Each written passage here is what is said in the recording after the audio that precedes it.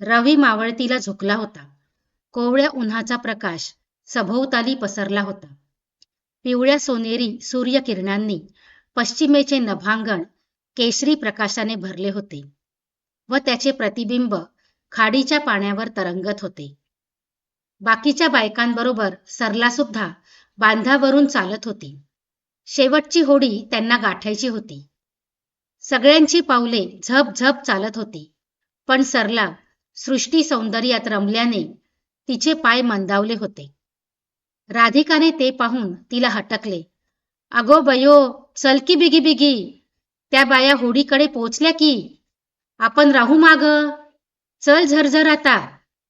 दादू नावाड्याने होडी सोडली तर बोंबलत बसावं लागल.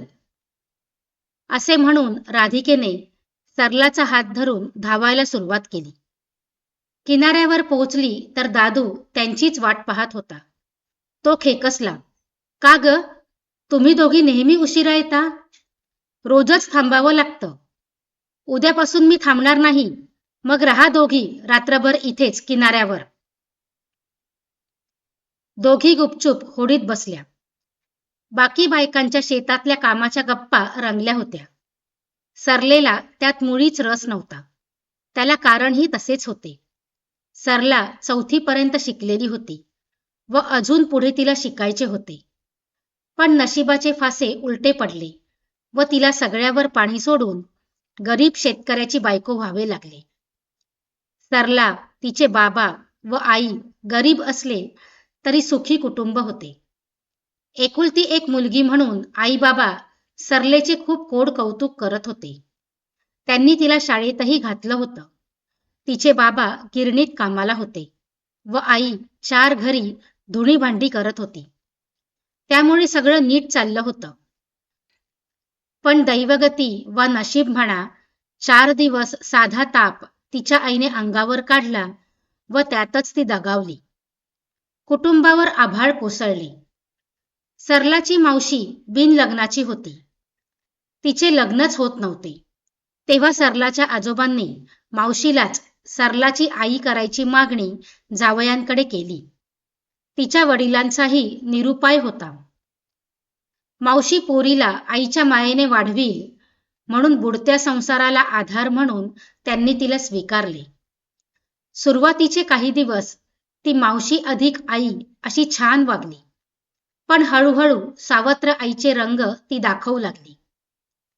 सर्वप्रथम तिने मुलीला जास्त शिकून काय करायचे असे म्हणून तिची शाळा बंद केली. तिच्या वडिलांनी खूप विरोध केला, पण शेवटी त्यांचा नाईलाज झाला. मावशी सुद्धा आईचे प्रेम देईल, आपल्या बायकोसारखीच तीही प्रेमळ, मन मिळावू असेल असे त्यांना वाटले होते. पण अशा कजाग बाईला आपण सावत्र आई म्हणून आणून आपल्या लाडक्या मुलीला दुःखाच्या खाईत लोटले याचा त्यांना खूप मनस्ताप झाला. सरला मावशीला मावशीच म्हणायची, पण तिने मला धाकटी आई म्हणायचे असा हट्ट धरला. तेव्हापासून मावशी आईने सावत्र आईचा त्रास जास्त सुरू केला व सरलाला घर कामाला झुंपले.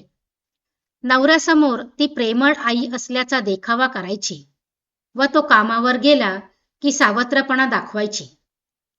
घरातली सगळी कामे ती एवढ्याशा पोरीकडून करून घ्यायची. मावशी खोटे वागते हे तिला कळत होते, पण तिने आपल्या नव्या आईची तक्रार वडिलांकडे केली नाही. तिने काही सांगितले नाही तरी शेजारी पाजारी होतेच की. त्यांनी सरलाच्या त्रासाबद्दल तिच्या वडिलांच्या कानावर घातले. सरलाच्या वडिलांनी विचारले, पण आईच्या धाकामुळे तिने काहीच सांगितले नाही. ती खोटे बोलते हे तिच्या नजरेतून त्यांना स्पष्ट दिसत होते. मग तिच्या वडिलांनी सरलाच्या आजोबांना बोलावून घेतले व त्यांच्या मुलीला आपल्या बायकोला 4 गोष्टी समजावून सांगायला सांगितले. पण कुठचं काय, तिच्यात काही बदल झाला नाही. शेजाऱ्या पाजाऱ्यांनी आपली चुगली केली व नवऱ्याने वडिलांना बोलावले म्हणून तिने जास्तच कांगावा केला. अगं, तुझ्या ताईसारखा सुखाचा संसार कर. तुझ्या स्वभावामुळे तुला कोणी पसंत करत नव्हते. ताई गेल्याने मी तुला ह्या भल्या माणसाच्या गळ्यात बांधली. अगं तुझ्या ताईची मुलगी, ती तुलाही मुलीसारखीच ना. आईची नाही तर निदान मावशीसारखी तरी थोडी माया कर. असे वडिलांनी तिला खूप समजावून सांगितले, पण सगळे पालथ्या घड्यावर पाणी. जित्याची खोड मेल्याशिवाय जात नाही, त्याप्रमाणे तिच्यात काहीच बदल झाला नाही. सरलाच्या वडिलांना काय करावे काही सुचेना. मेहुणीला बायको केल्याचा त्यांना खूप पश्चाताप होत होता. आयुष्यात खूप मोठी चूक करून बसलो, म्हणून ते स्वतःलाच दोष देऊ लागले. सावत्र आई अगोदर त्यांच्यासमोर तरी चांगुलपणाचा देखावा करत होती, पण आता ती उघड उघड त्यांच्यासमोर सरलावर ओरडू लागली, मारझोड करू लागली. तिच्या अशा वागण्याने सरलाच्या वडिलांचे चित्त थाऱ्यावर राहत नसे. एक दिवस जे व्हायला नको होते तेच होऊन बसले. एक दिवस कामावरून घरी येताना आपल्याच चिंताग्रस्त तंद्रीत चाललेल्या सरलाच्या वडिलांना एका कारने धडक दिली आणि त्यातच त्यांचा जीव गेला. सरलाच्या मायेचा पाश देवाने हिरावून घेतला. आता ती पूर्णपणे सावत्र आईच्या कचाट्यात सापडली. नवऱ्याचे दिवस संपताच तिने मागचा पुढचा विचार न करता सरलाला विकून टाकण्याचा कट रचला. तिचा हा कट हाणून पाडण्यास सरलाच्या शेजाऱ्यांनी खूप धावपळ केली. सरलाचे वडील वारल्यामुळे तिचे शेजारी आता अतिदक्ष झाले होते. तिच्या सावत्र आईच्या प्रत्येक हालचालींवर त्यांचे काटेकोर लक्ष होते. सरलाचे आजोबा व पोलिसांना त्यांनी ह्या कटाची पूर्वसूचना दिली होती. त्यानुसार पोलिसांनी सरलालाही सूचना दिल्या होत्या. म्हणून जेव्हा शेवटच्या बोलणीसाठी ती माणसे आली, त्याच वेळी पोलिसांनी सापळा रचून त्यांना रंगेहात पकडले. पोलीस 2 वर्षांपासून ज्या टोळीच्या मागावर होते, त्या टोळीचा शोध शेजाऱ्यांच्या दक्षतेमुळे असा लागल्याने त्यांनी शेजाऱ्यांचे खूप खूप आभार मानले. नंतर पोलिसांनी त्या मुली विकणाऱ्या टोळीला व सरलाच्या सावत्र आईला कोठडीची हवा खायला नेले आणि सरलाला आजोबांच्या हवाली केले. सरलाचे आजोबा वयस्कर व थकलेले होते. त्यांच्या हयातीतच तिचे 2चे 4 हात करावे असे त्यांना वाटले, तरी काही गैर नव्हते. त्यातच सरलाला 18वे वर्ष संपून 19वे लागणार होते. म्हणून त्यांनी तिच्यासाठी वरसंशोधन सुरू केले आणि तिच्या भाग्याने शेजारच्याच गावातला एक होतकरू तरुण त्यांना सापडला. तो मॅट्रिक झाला होता व एका कारखान्यात कामाला होता. तसेच त्याच्या आईबाबांना शेतीच्या कामातही मदत करत होता. गावात सारेच शेतकामात जोंपायचे. शेतीची कामे आटोपली की फावल्या वेळेत इतर लहान मोठी कामे करायचे. सरलाच्या घरची माणसे खूप छान होती. आई वडिलांकडे सुखात घालवलेले दिवस तिला आठवावे एवढे छान तिचे सासू सासरे होते. सरलाला खुश बघून आजोबांना धन्य धन्य झाले. सावत्र आईचा जाच एका भयानक स्वप्नासारखा तिला भासला. वडिलांचा सहवास सोडून बाकी सारे स्वप्न पुन्हा कधी वाट्याला न येवो अशी तिने देवाकडे प्रार्थना केली. पण तिच्या सुखाला कुणाची तरी दृष्ट लागली. जुलैचा महिना होता. सरलाचा नवरा तालुक्याला कारखान्यात गेला होता. सरलाला घरातले कामे उरकायला सांगून तिचे सासू सासरे त्यांच्या शेतावर गेले होते. त्या दिवशी सकाळपासून पाऊस कोसळत होता. दुपार सरली तरी पाऊस कमी होईना. सारखा धो धो कोसळत होता. सरला घरी स्वयंपाक करून सासू सासऱ्यांची वाट पाहत होती. तिला सासू सासऱ्यांची काळजी वाटली. शेतावरच्या खोपटात ते कसे बरे राहणार? आपण जावं का शोधायला म्हणून दार उघडून ती बाहेर जाणार एवढ्यात पाण्याचा भला मोठा लोट घरात घुसला व घर पाण्याने भरून गेले. घरातली भांडी कुंडी, कपडे लत्ते पाण्यावर तरंगू लागले. सरलाची भीतीने बोबडी वळली. तरी घरातली शिडी घेऊन ती घराच्या छपरापर्यंत पोहोचली. हाताने कशीबशी कौले बाजूला सारून ती छपरावर चढली. वरून बघितले तर सगळीकडे हाहाकार माजला होता. सगळीकडे पाणीच पाणी साठले होते. नदीचे पाणी गावात शिरले होते आणि ते वाढतच होते. आता जगणं कठीण आणि मरण मात्र निश्चित असे तिला वाटू लागले. सासू सासऱ्यांचे काय झाले असेल या चिंतेने तिला ग्रासले. सगळीकडे बोंबाबोंब होत होती. अख्खा गाव पाण्यात बुडाला होता. फक्त घरांची कौले पाण्यावर दिसत होती. पाण्याच्या प्रवाहाबरोबर गुरेढोरे वाहत होती. वरून सरलाने ते पाहताच ती वर कौलांवर चक्कर येऊन पडली. मध्यरात्री तिला जाग आली तेव्हा पाऊस थांबला होता. अगोदर तिला काही कळलेच नाही. पावसाची सारखी रिपरिप, अंगावरचे ओलेचिंब कपडे हे सगळे बघितल्यावर तिला दुपारचा प्रसंग आठवला. अरे देवा, नदीला पूर आला. 2 दिवसाच्या पावसाने नदीला पूर? कसं शक्य आहे? ती मनात विचार करू लागली. पूर येणार असेल तर तशी बातमी देऊन लोकांना सतर्क करतात. मग हे असं कसं झालं? पूर येण्यासारखा काही पाऊस नव्हता. त्या रात्री ती वरती कौलावरच राहिली. त्याशिवाय काही उपायच नव्हता. सासू सासऱ्यांचे काय झाले असेल? तिला काळजी वाटली. देवा, त्यांना माझ्यासारखं सुखरूप ठेव. माझा नवरा कोठे असेल? माझं कुंकू सांभाळ रे देवा. असा देवाचा धावा करत तिने रात्र घालवली. सरकारची मदत करणारी माणसे आली होती. कौलांवर पडलेली सरला कोणाला दिसली नव्हती. ती जेव्हा उठून बसली तेव्हा लोकांना तिची खबर मिळाली. त्यांनी तिला तिथेच थांबायला सांगितले. तिच्याकरता खाण्याचे पाकीट व पाण्याची बाटली पोहोचवली. बांध फुटल्याने नदीचे पाणी गावात शिरले होते. आता बांधाची दुरुस्ती झालीये.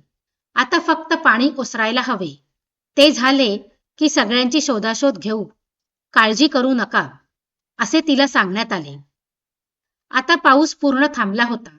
पाणीही ओसरले होते आणि गावाची झालेली नासधूस नजरेत येत होती. पशुपक्षी, झाडे झुडपे, गुरेढोरे व काही माणसे सुद्धा चिखलात मरणावस्थेत रुतलेली होती. हे भयानक दृश्य मनाला विचलित करणारे होते.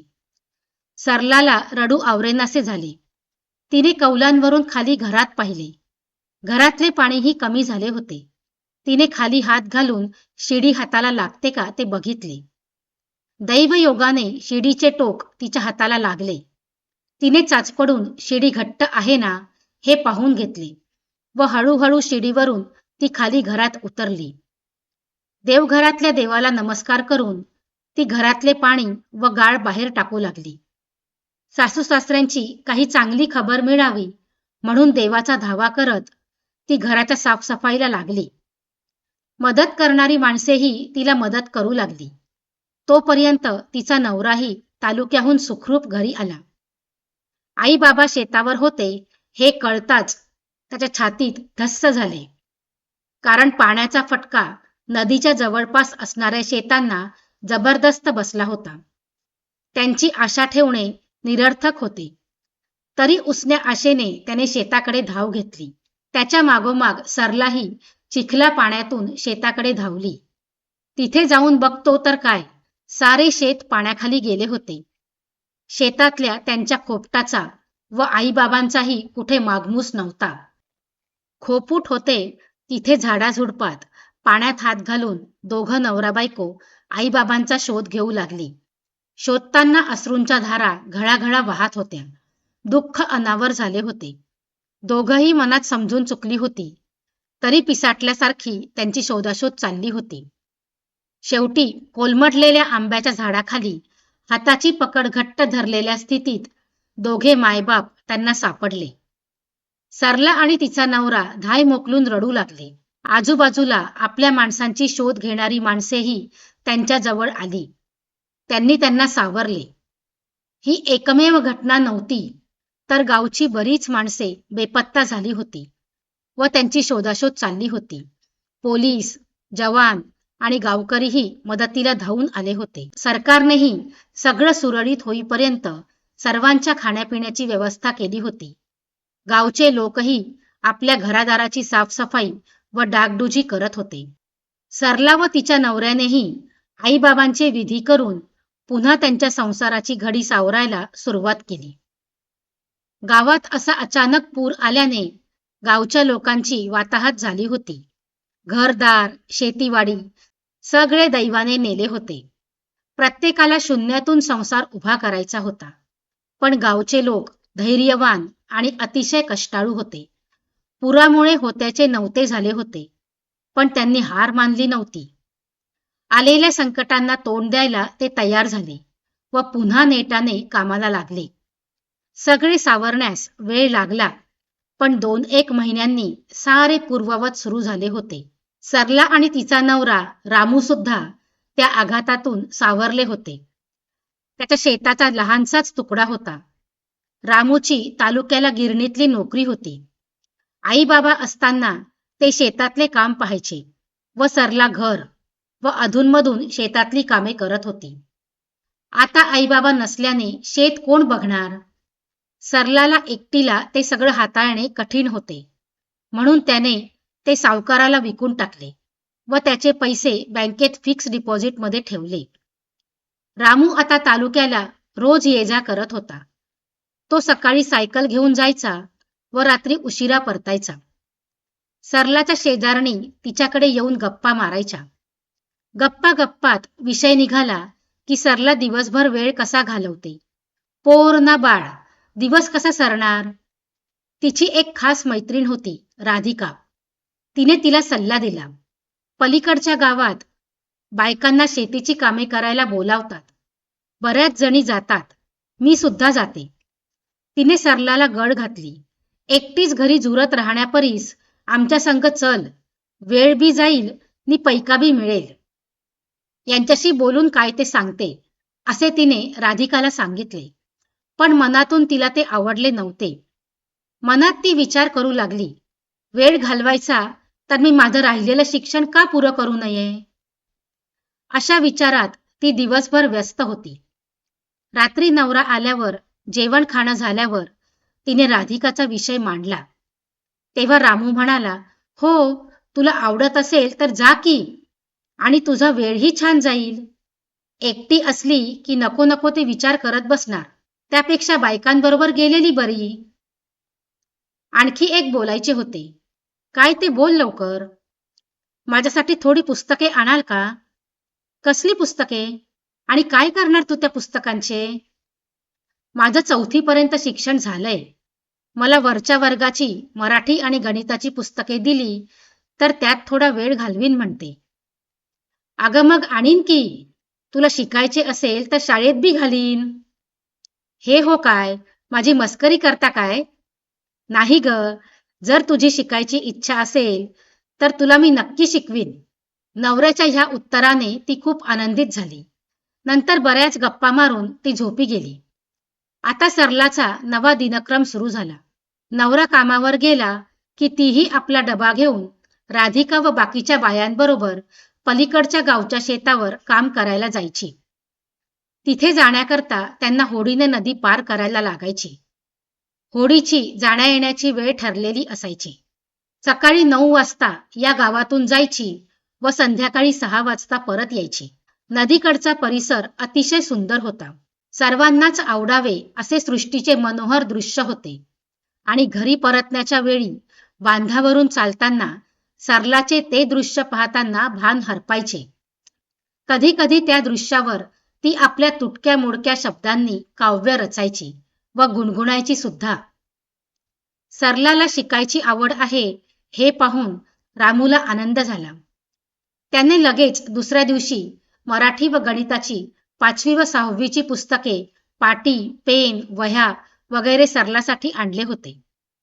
घे सरला, हवा तेवढा अभ्यास कर. तुला जमतील तशी सगळी गणिते तू वहीत सोडव, मग मी रात्री बघेन. तुला काही अडचण येत असेल तर मला सांग, मी समजावीन तुला. आपल्या नवऱ्याने एवढा आधार दिल्यावर सरलाचा आनंद गगनात मावेनासा झाला. तिच्या अंगात उत्साह संचारला. रात्री जागून तिने मराठी वाचनपाठ यातले 4-5 धडे वाचून काढले. दुसऱ्या दिवशी सगळं काम आटोपून ती राधिकाबरोबर शेतात गेली.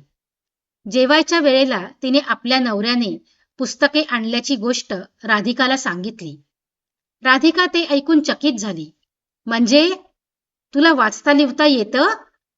मग तू शेतात मजुरीचे काम कशापायी करते? ऑफिसमध्ये जा की तुझ्या धन्यावानी. अगं तसं नाही. ऑफिसमध्ये काम करायला खूप शिकावं लागतं. मला कुठे तेवढं येतं. मला कंटाळा येतो म्हणून पुस्तके वाचायला आणली एवढंच. शिक बाय. आणि मला बी लिवायला वाचायला शिकव. हो ग. उद्या आपल्याला शेतावर यायचं नाही ना, तर तू ये माझ्याकडे. मी वाचीन आणि तुला सांगेन. असेच दिवस जात होते. सरलाचा सर्व कामांबरोबर अभ्यासही जोरात चालला होता. तिचा नवराही रात्री तिचा अभ्यास घ्यायचा. रात्री झोपतेवेळी रामू तिला मराठी वाचन पाठातले धडे जोराने वाचायला सांगायचा आणि सरलाही आज्ञाधारक विद्यार्थिनीसारखी ते वाचायची. मध्ये काही चुकत असेल तर तो तिला सुधारायचा. 1-2 महिन्यात दोन्ही पुस्तकांचा अभ्यास झाला तेव्हा रामू स्वतःहून 7वीच्या वर्गाची गणित, मराठी व इंग्रजीची पुस्तके घेऊन आला आणि सरलाला सांगितले, हे बघ सरला, 7वीचा अभ्यास अवघड असतो. 7वीच्या मुलांची एक वेगळी परीक्षा असते. त्याला व्हर्नाक्युलर फायनल परीक्षा म्हणतात. ती परीक्षा तालुक्याला जाऊन द्यायची असते. मी तुझा रोज 1 तास अभ्यास घेईन. तुला खूप अभ्यास करावा लागेल. तुला वेळ हवा त्यासाठी. मग आता तू शेतावर जाण्याचे सोडून दे आणि सगळा वेळ अभ्यासाला दे. तू खूप हुशार आहेस. तुला सहज शक्य होईल. तुला इंग्रजी शिकवायला मी माझ्याच शाळेतल्या बाईंना विनंती करेन. तू फक्त आता शिकायचे व तुझे स्वप्न पूर्ण करायचे. नवऱ्याने सांगितल्याप्रमाणे सरला अभ्यास करू लागली. मराठी, गणित व इंग्रजीचा अभ्यास उत्तम होत होता. बाकीच्या विषयांचीही पुस्तके आणली व त्यांचाही सरला अभ्यास करू लागली. रामूच्या मनात एक विचार आला. आपण तालुक्यालाच एक भाड्याने घर घेतले तर? सरलाला परीक्षेच्या वेळी ये-जा करायला नको आणि माझीही सायकल रपेट वाचेल. सगळा मागचा पुढचा विचार करून त्याने सरलाला आपल्या विचारांबद्दल सांगितले. तिलाही ते पटले.